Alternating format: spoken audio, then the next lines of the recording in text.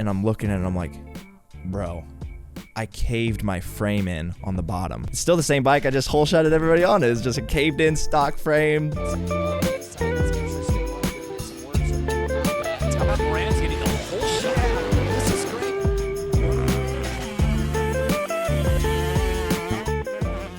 I met a gypsy. The whole definition of a privateer like sort of evolves a bit, and it's quite a profitable thing to be a privateer, and teams like a factory team isn't the be all and end all, if that makes sense. So yeah, it's going to be really interesting to see where a guy like you that really has some great bike skills, like rides the bike extremely well, puts in the work, and maybe the factory thing doesn't happen, but maybe there's like this intermediary step in the sport that we sort of haven't really seen before, Yeah, like I think there's a couple of us that are kind of on that privateer program, the grind, making it work, getting different sponsors and stuff like that. And yeah, that's kind of the position I've been in. Is I've had a couple. I don't really know how to explain it to, I guess, the viewer, besides like dumbing it down in the sense that the way I look at it is you have privateer, you have B level ride, and you have factory A level ride, right? So I've had select B level rides. So like supported teams, not factory, but like teams reach out, and it's been of interest to me. Thankfully, I'm part of the Next Level Racing team, which is like a transport team for privateers. Chris, which is the owner, takes me to the line. So I get my transportation. I have somebody to help me at the races kind of deal. I do all my own bike work on Friday, get everything ready to go, but then he just helps me and takes me to the line and kind of takes care of putting fuel on the bike and stuff like that on race day.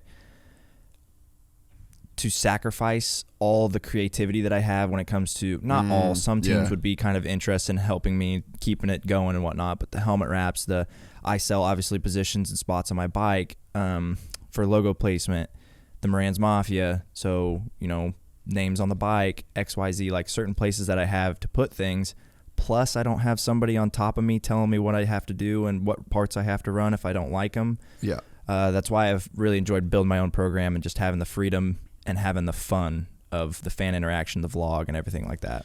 Yeah, and I guess that's what I mean with that whole deal, is that, maybe the teams isn't the best option to a sense, like I'm sure, if HRC comes and you can't run a helmet wrap and people can't sign your bike, then it's like, okay, fuck it, well, I think I'll ride for HRC. Yeah. But I mean, like there's even guys at the top level of the sport that have dipped out and done their own thing for the reasons that you just kind of spoke of, So it's like, if there is a way to make racing profitable and have the fun that you have and have the freedom that you've got, maybe we enter a bit of a new sort of era in the sport where like there's good money in being a privateer dude. Like I think about like Jeff Walker too, he's a dude that obviously doesn't do Supercross, but man, what a solid program that he has. Like he does the nationals, which is what he wants to do.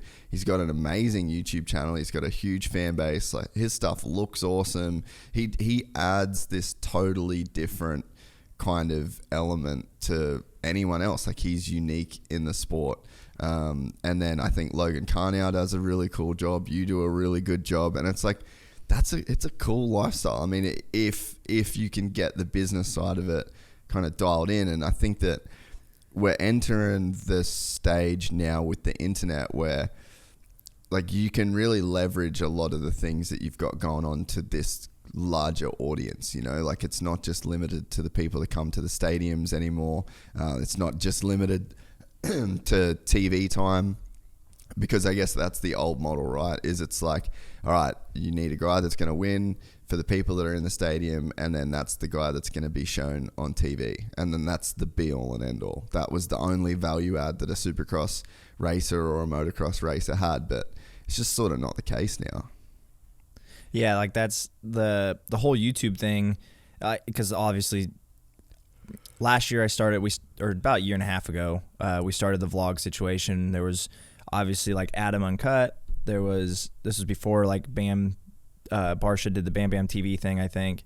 So there's only like a few of them, right? So then when we got in the game, we started to have a little bit of success. And like this year, dude, like over half the guys have something out there, right? So like it is pretty cool to see the differences between what they used to do in the past, like you just said, like that, like Ricky Carmichael and those kinds of guys, like that was their staple of where they're going to make their marketing dollars, is putting it on the podium and getting that interview. Yeah. It's a little bit different now where like you have the Craig family vlog, you have my vlog, you have, you know, Bam Bam TV and all that stuff that people can do via social media that get to a lot more eyes than what they had in the past.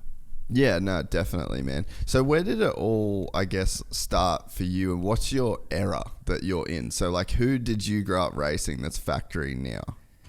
So I'm obviously from Kansas, Topeka, Kansas. So I grew up pretty close to Benny Bloss because he's from Missouri, and Austin Faulkner, who's from Missouri. Obviously, Benny, he's like three or 4 years older than me, and so I was always racing like the class under Faulkner. Yeah. Like I only raced him one time in Super Mini, I believe, at Loretta's. Every other time, he would be one class above me. So like I was racing like Sean Cantrell. I remember racing Ensign Lopes. There's Mitchell Falk. There's so many guys. Like I could just look at my, Loretta Lynn's vault or whatever. But those are the few that come up to me right off the rip. So like Sexton and Faulkner were just like a step above me, like a year above me kind of deal. So that's kind of where I started. Just did a lot of amateur stuff because I didn't really start. So like a little background on myself, right? Yeah.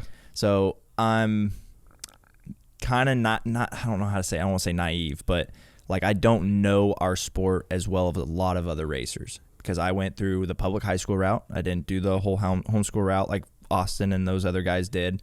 So love my mom, my dad, my brother to death. Absolutely would not change anything, especially about my past now that it kind of turned me into who I am. But mom and dad both had regular jobs to an extent. Nobody owned a business. Nobody had a lot of freedom kind of deal.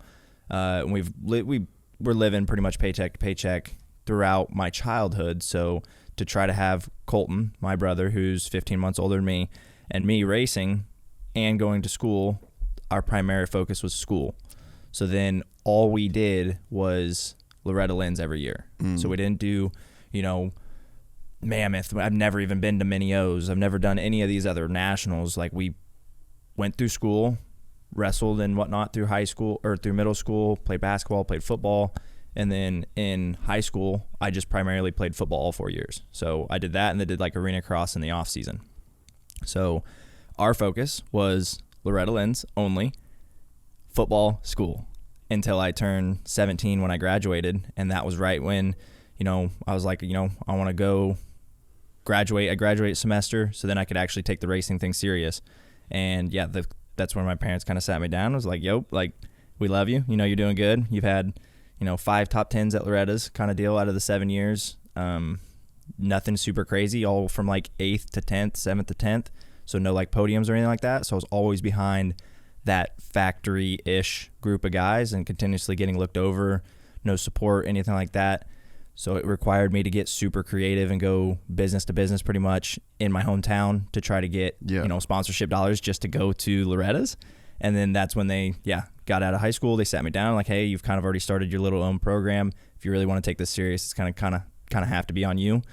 And I was super cool with that. Like I was stoked. I was like, this is going to be a journey kind of deal. So, I just redefined and learned year after year on how to give value to sponsors instead of just going to ask somebody for money. Like that's the biggest thing with sponsorship is it's got to be a two-way road. Yeah. And a lot of kids in our industry don't really understand that, which is wild. Like love our industry to death, but crazy, it makes my job really makes my job really easy because a lot of kids don't go about it that way.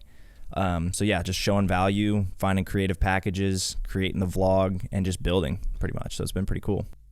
We're excited to announce the launch of our new membership site, gypsytales.com, packed with exclusive content and perks that you won't find anywhere else. This is your chance to become a part of the Gypsy Gang. And as a special bonus, if you sign up to an annual membership, you'll be entered into the draw to win our custom-built TC125. Gypsy Gang.